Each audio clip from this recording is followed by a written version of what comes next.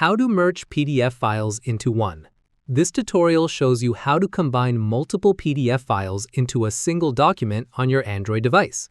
First, open the Google Chrome application on your Android device. Next, type PDF Merge Online Free in the address bar.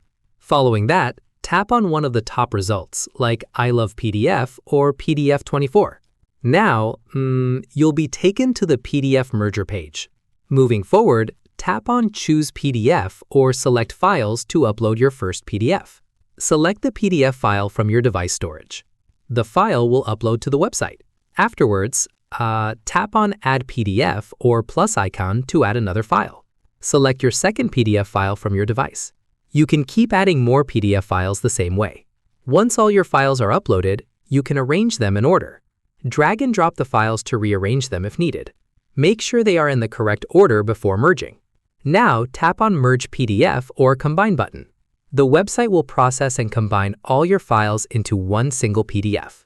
Wait a moment for the merge to complete. Once done, tap on Download to save the merged PDF to your device. The combined PDF file will be saved in your Downloads folder. Open your Files app and tap on Downloads to find your merged file.